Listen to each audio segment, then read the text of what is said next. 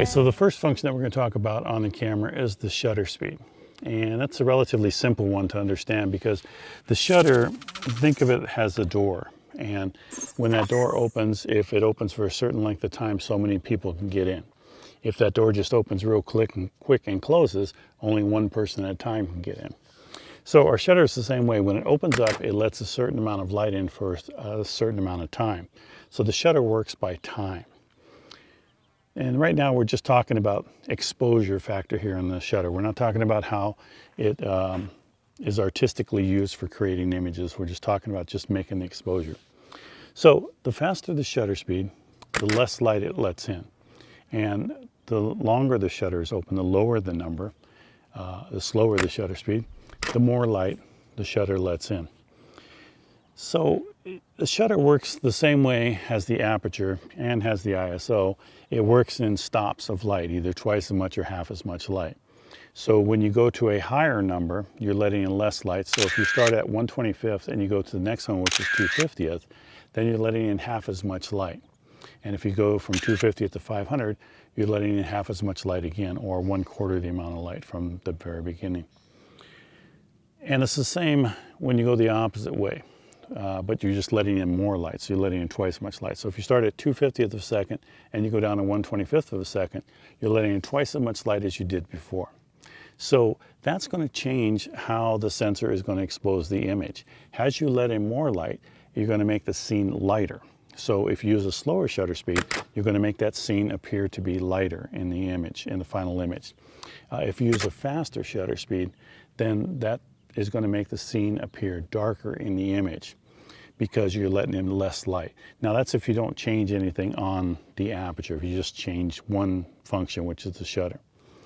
So the shutter speed works by opening up, letting in light, and then in the back we have little panels. And these little panels slide out of the way. So you basically have two panels that are like this, and they slide across, so they come across like that. So when it's a long exposure, it's a very wide panel that just, it basically just stays like that, opens up to about 500th of a second.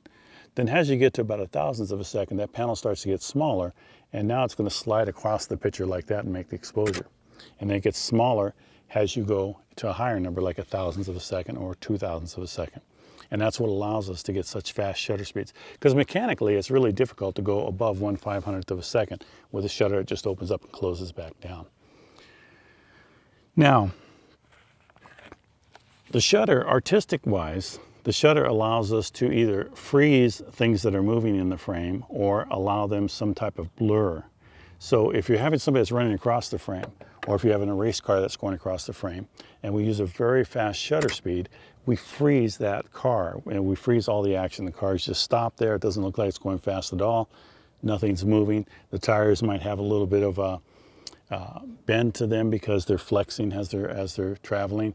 But other than that, everything is frozen. If you take a picture of a wave crashing on a rock at a very short shutter speed, in other words, a high number, like 1,000th of a second, 2,000ths of a second, then that wave, you're going to see every drop going off into the air from that wave. Now, if you take a longer exposure, what's going to happen is that drop is going to streak through the frame. So as the camera opens up and takes the picture, the drop is moving as it's exposing on the sensor. And so then that's going to give you a streak look or a movement. And that part is going to be it's going to look out of focus, but it's actually just movement. It's because something is moving through the frame. Same way with a car. If you take a picture of a car going by and you take it with a slower shutter speed, it's going to look like that car is out of focus. It's going to be blurred as it heads that direction. Now the shutter you use in combination with the aperture. We're going to talk about that in a little bit. But right now, the main thing to remember about the shutter is that the higher the number, the less light you let in, and it makes the image darker. The lower the number, the more light you let in, and it makes the image brighter. Now, the higher the number, the more you freeze action in the frame, you freeze movement in the frame.